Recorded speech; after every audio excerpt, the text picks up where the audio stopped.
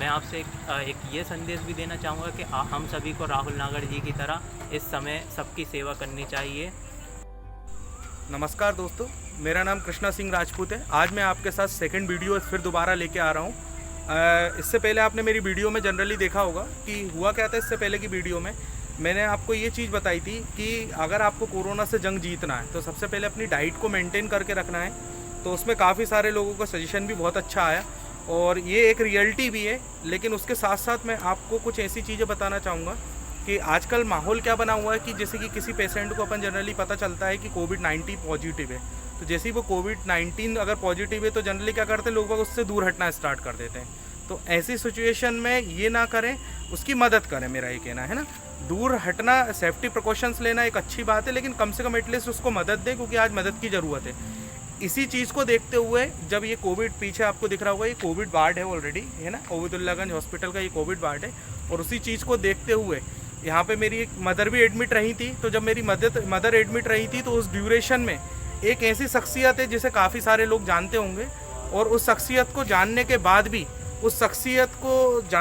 भी उसने बिना कोई स्वार्थ के, ना उसे कोई पॉलिटिशियन, ना कोई चुनाव लड़ना है, बिना किसी स्वार्थ के सेवा दी है। तो मैं चाहता हूँ कि उस व्यक्ति को जाने और उस व्यक्ति से सीखें कि यार ये व्यक्ति अगर कर सकता है तो हम क्यों नहीं कर सकते हैं। क्योंकि हम जब सब लोग साथ मिल के अगर किसी ना किसी के लिए कुछ ना कुछ करेंगे तो हो सकता है कि आगे आने वाले हमारे जो ये आज जो माहौल बना हुआ है कोविड का, ये कहीं ना कहीं माहौल दूर होने में टाइम नहीं लगेगा।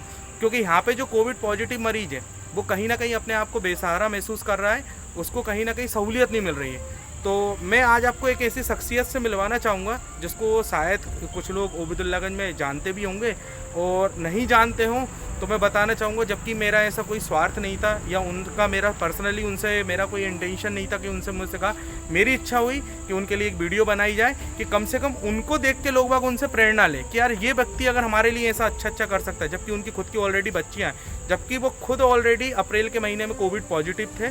कोविड पॉजिटिव होने के बाद भी उस ड्यूरेशन में कोविड सेंटर के अंदर उन्होंने काफ़ी लोगों की मदद करी। इसके बहुत सारे एग्जाम्पल है और हम कुछ लोगों के रिव्यू भी आपको दिखाएंगे। तो जनरली आज मैं उस शख्सियत से मिलवाना चाहूँगा। उनका नाम है राहुल नागर, जिनको भन्नाट के नाम से भी काफ़ी सारे लोग जानते हैं, राहुल भन्नाट के नाम से। तो मैं एक बार चाहूँगा कि आप उन्हीं की ज़बानी सुने और मैं चाहूँगा उनसे प्रेरणा लें, है ना। उनकी पर्सनल लाइफ जो भी वो सेकेंडरी चीज़ है, हम उसको छोड़ के अभी प्रेजेंटली ये देखें कि उन्होंने क्या मदद करी है। और ये चीज़ सीखने वाली बात है, क्योंकि वो ऐसी शख्सियत है कि मैं आपको बता नहीं सकता। उन्होंने वो काम किया है जो हकीकत में बोलते हैं कि भगवान का एक रूप है। तो मैं आपसे हार्डली रिक्वेस्ट करूँगा कि उनको देख के आप लोग सीखें और कम से कम एटलीस्ट कोई भी अगर मान लो जिसको मदद चाहिए तो उसकी मदद करने की कोशिश करें। तो मैं राहुल नागर भन्नाट से निवेदन करूँगा कि वो आएँ और अपने रिव्यूअर दें कि वो कब एडमिट थे, उन्होंने क्या क्या किया और कैसे कैसा किया, और वो क्या जनता को संदेश देना चाहते हैं। तो मेरा इंटेंशन यही है कि वो जनता को क्या सुनाए। तो मैं हार्डली रिक्वेस्ट करूँगा राहुल नागर से कि वो आएँ और एक बार अपने बारे में बताएं। राहुल नागर। मेरा नाम राहुल नागर है। मैं Obaidullaganj Mahavir colony ward number 2 से रहता हूँ। और बिट्टू भैया ने पहला शब्द अभी लास्ट में बोला है कि राहुल नागर जो है भगवान के रूप में काम कर रहे हैं। तो भगवान तो वो है, मैं तो खैर भगवान नहीं हूँ, मगर फिर भी मेरे से जो बना है मैंने वो करा है। मेरी 2 छोटी छोटी बेटी हैं, एक का नाम यामी है, एक का नाम यष्टि है। एक 6 महीने की, एक 8 साल की है। मगर मैं यहाँ पर निस्वार्थ और निःशुल्क हर मरीज के लिए, यहाँ पर 22 पलंग है ऑक्सीजन वाले, मैं सभी पे सेवा कर रहा हूँ। और निःशुल्क हर व्यक्ति को व्यक्तिगत लेते हुए सभी को एक्सरसाइज करवाता हूँ। ये मेरा कर्तव्य है। और कोरोना से अपन को डरना नहीं, मैं हर लोगों के लिए बता रहा हूँ ये। जैसे कि बिट्टू भैया हैं, इन्होंने भी काफ़ी हेल्प की। यहाँ पर कृष्ण भैया राजपूत जी, इन्होंने भी काफ़ी हेल्प करी। मैं पॉजिटिव था तो ये लोग आए, इनकी टीम आई, इन्होंने मेरे को देखा और बोला कि अगर कोई चीज़ की ज़रूरत हो, आपको दवा गोली से लेके जो भी चीज़ चाहिए तो मैं मेरी तरफ से लाता हूँ। इनका सबसे बड़ा योगदान रहा मेरे ऊपर, तो मैं उनके लिए शुक्रगुजार हूँ, बिट्टू भैया कृष्ण सिंह राजपूत जी के लिए। सबसे पहला सवाल मेरा ये कोविड वार्ड, यहाँ पर मैं 24 घंटे यहीं पर रहता हूँ। मैं खाना भी यहीं हॉस्पिटल का खाता हूँ, जो भी आता है दाल चावल रोटी सब्जी जो भी आता है मैं यहीं पे खाता हूँ, यहीं पे सोता हूँ। मैंने अपना घर द्वार सब बीवी बच्चे सबको छोड़ चुका हूँ और मैं यहाँ पे निःशुल्क कोविड वार्ड में सेवा करता हूँ हर पेशेंट के लिए। मेरा कोई यहाँ रिलेटिव एडमिट नहीं है। मैं ये लोगों को बता रहा हूँ कि आप लोग यहाँ पर आएँ, डरे नहीं इससे। इससे डरना नहीं है, अपन को इसको हराना है, लड़ना है। लड़के इसको हराएंगे तभी तो अपन आगे जाएंगे। अपन अगर इससे डरेंगे, बहुत से लोग आते हैं, उनके माँ बाप एडमिट हैं, अरे यार वो पन्नी देकर चले जाते हैं खाने की, भैया राहुल भैया आप हैं, ये पन्नी लो और इनको खाना खिला देना। मैं तो खिला देता हूँ, मैं तो फर्ज है मेरा, भगवान ने मुझे पैदा करा है, ऊपर वाले ने मुझे जन्म दिया है, मेरे माँ बाप ने मुझे संस्कार दिए हैं, तो मैं उस हिसाब से काम कर रहा हूँ। सभी को खाना खिला के एक्सरसाइज कराता हूँ, जिसके बाद खाना खिलाता हूँ। मैं उन लोगों से बोलता हूँ इससे अपन को डरना नहीं, डबल मास्क से लगाएं, हाथ में ग्लोव्स पहने, सर पे केप लगाएं, आप सुरक्षित हो और सुरक्षित रहोगे। आप अच्छा काम करोगे तो आपको भगवान, मैं गारंटी देता हूँ, ऊपर विश्वास है मेरे को, ऊपर वाले की लाठी में आवाज़ नहीं होती है मगर मार ज़रूर होती है। आवाज़ नहीं आएगी मगर पड़ जाएगी, ये मैं इस चीज़ का वादा करता हूँ। लोग बाग उल्टा कहते हैं, मैं आज सीधा कहता हूँ। इससे अपन को डरना नहीं है, इससे अपन को लड़ना है। कोरोना क्या है अपने सामने, इंसान से बढ़ के है क्या? मनुष्य कुछ भी कर सकता है। आप ये बताइए, ट्रक में चला सकता हूँ क्या?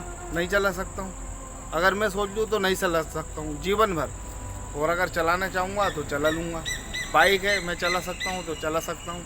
इसी प्रकार से ये पेशेंट है, मैं जाता हूँ तो सब खड़े हो जाते हैं उठ के, राहुल भैया आ गए, यानी कि मैं ठीक हूँ। अच्छे से अच्छा आदमी ये बोलता है, बेकार से बेकार ये बोलता है भैया मैं ठीक हूँ, आप आए तो। मैं आता हूँ, गोली दवा खिलाता हूँ टाइम पर, सभी को खाने का टाइम होता है खाना खिलाता हूँ, और यही मेरा फ़र्ज़ है। बाकी बिट्टू भैया कृष्ण सिंह राजपूत जी से बात करें। जी, तो मेरा ये वीडियो बनाने का इंटेंशन यही है कि आप कम से कम ऐसी शख्सियत से कुछ सीखें और कम से कम कोशिश करें कि हम दूसरों की मदद करें, है ना। तो यहाँ पर मैं कुछ आपको रिव्यूअर भी बताना चाहूँगा कि कुछ जो कोरोना पेशेंट के रिलेटिव हैं, आप उनसे ही उनकी ज़बानी सुने राहुल की कहानी, जो आपको एक्चुअल में इंटीमेट करेगी कि एक्चुअल में सच्चाई क्या है। तो मैं यहाँ पे कुछ लोगों से मिलवाना चाहूँगा। तो ये कोरोना जिनके पेशेंट है ऑलरेडी अभी कोविड वार्ड में एडमिट हैं, तो आप उन्हीं की ज़बानी सुनिएगा तो लगेगा सच्चाई।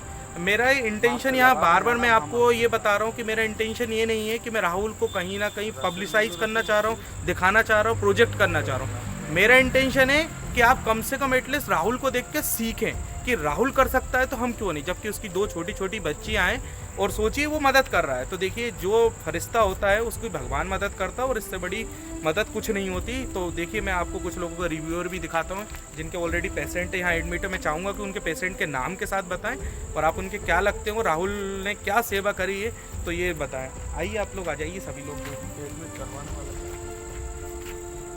रुक जाओ आप। नमस्कार।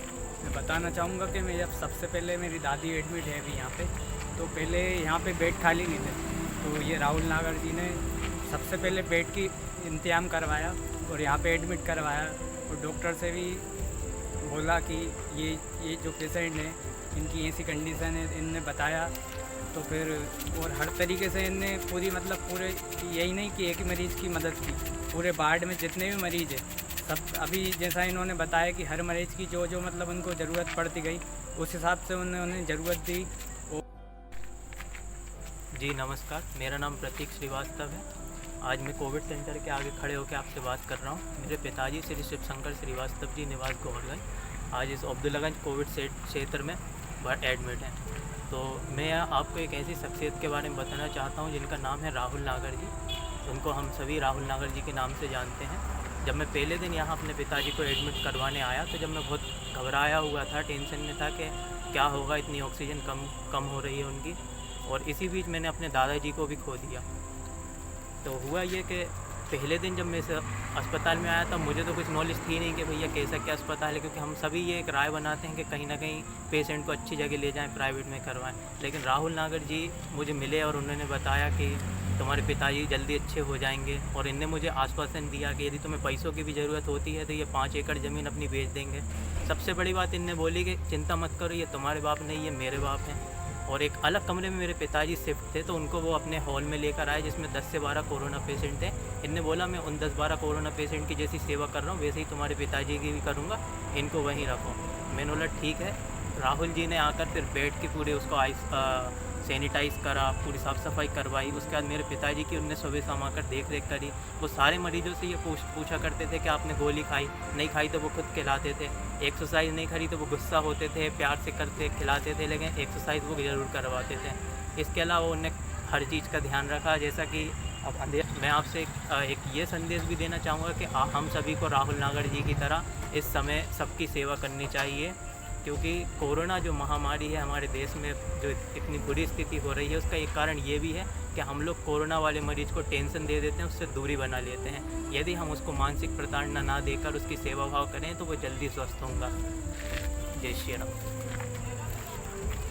तो आपने सुना होगा अभी ये भैया की जवानी, जिन्होंने बताया होगा कि इनके फादर यहाँ पे आए हुए थे और कैसी कैसी सिचुएशन में थे और आज उनकी कैसी कंडीशन है।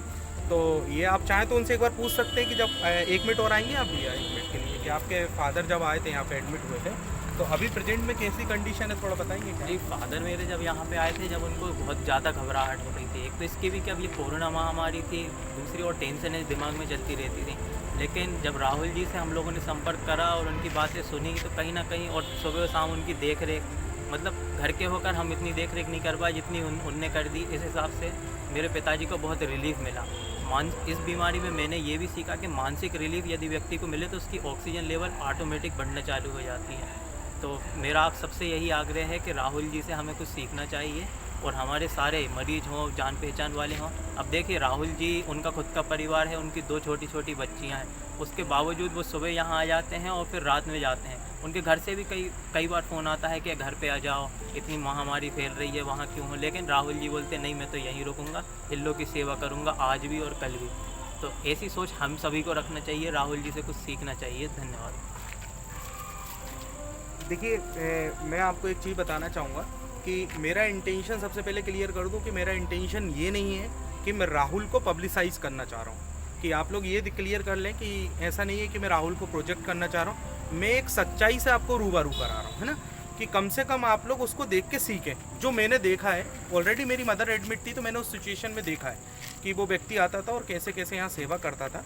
तो मेरी इच्छा हुई कि यार कम से कम उस इंसान को ऐसा प्रोजेक्ट करना है मुझे कि कम से कम उसको देख के चीज़ें सीखें। देखो, जब तक डर ख़त्म नहीं होगा तब तक चीज़ें सही नहीं होंगी। आदमी के अंदर इतना डर फैला दिया गया है कि कोरोना का नाम सुनते ही उसकी आधी तबीयत अगर सही होना भी चाहे ना तो वो आधी और ख़राब हो जाती है। लेकिन राहुल ने यहाँ पर एक सबसे बड़ा एग्जाम्पल दिया है कि जो भी तबीयत ख़राब हो रही है तो उसके लिए हमें क्या करना है, कैसे करना है। ऑलरेडी वो यहाँ पे पेशेंटों को काफ़ी मोटिवेट भी करते हैं। मैं एक बार दोबारा राहुल नागर जी को बुलाना चाहूँगा कि आप कम से कम एटलीस्ट उनकी 2 जबानी और सुने और कम से कम चीज़ों को सीखने की कोशिश करें। राहुल जी आइएगा प्लीज़।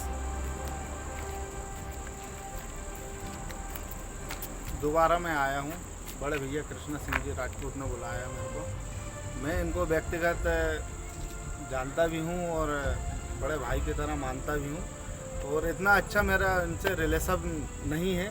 इसके बावजूद भी इनकी माता जी एडमिट थी यहाँ पर, मैं आता था, बढ़िया गोली दवा, टेबलेट वगैरह, एक्सरसाइज और जो भी मुझसे बनता था मैं वो कराता था। मैं आया यहाँ पर, जैसे किसी की ऑक्सीजन लेवल मेरे आने से पहले 10 मिनट पहले अगर चेक करी 88 आ रही थी और मैं आया तो वो 94 आने लगी। यह पेशेंट के मुंह की बात है, मेरी नहीं। पेशेंट खुद बोलता है कि आप आते हो तो मैं ठीक हो जाता हूँ, मेरे को ऐसा लगता है कि मैं रिलीव हूँ और मुझे घर ले चलो, कि आपसे मुझे खुशी मिलती है। सबसे पहला शब्द मैं ये कहना चाहूँगा, ये कोविड वार्ड है। ये कोविड वार्ड में 10 पलंग है, यहाँ पर सब ऑक्सीजन लेवल पर है।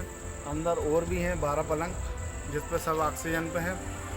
टोटल मिला के यहाँ पर 22 पेशेंट है और अभी फ़िलहाल की कंडीशन में 5 पलंग खाली है। 5 पलंग खाली है और अगर किसी को अगर चाहिए हो तो आधी रात को मुझे संपर्क करें, मैं उनके लिए आजीवन खड़ा हूँ। कोरोना काल में इस स्थिति में कोई किसी का, कल मेरे पास 1:30 बजे रात को फ़ोन आया, भैया हमको एडमिट करवा दो, हमारे पिताजी की ज़्यादा तबीयत ख़राब है।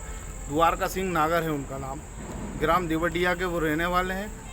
उनके भांजे ने मुझे फ़ोन लगाया तो मामा जी की तबीयत बहुत ज़्यादा ख़राब है, उनको एडमिट करना। यहाँ पर पलंग की व्यवस्था नहीं थी, मैंने कुर्सी पर बैठे बैठे ऑक्सीजन दिलवा दी। मैंने कहा सर आप डॉक्टर मोनिस खान जो हैं यहाँ पर सबसे ज़्यादा अपनी भूमिका निभा रहे हैं और अपनी जी जान से मेहनत कर रहे हैं। उन्होंने तुरंत कुर्सी पर बिठाकर ऑक्सीजन लगवाई।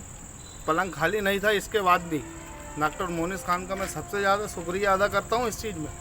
मैं किसी का करूँ या ना करूँ, और पूरा स्टाफ, मैं स्टाफ का नाम तो नहीं जानता हूँ, बाकी के जो भी स्टाफ है, जैसे तपस्वी मैडम है, मोनिस सर है, दत्ता सर हैं और उवैस सर हैं, इन्होंने अपनी जी जान से मेहनत की है और सभी लोगों में करते हैं। कोई भी दिक्कत होती है तो मुझे फ़ोन करते हैं, राहुल आप आओ यार ज़रा इनसे बात करो, इनके घर वालों से बात करो।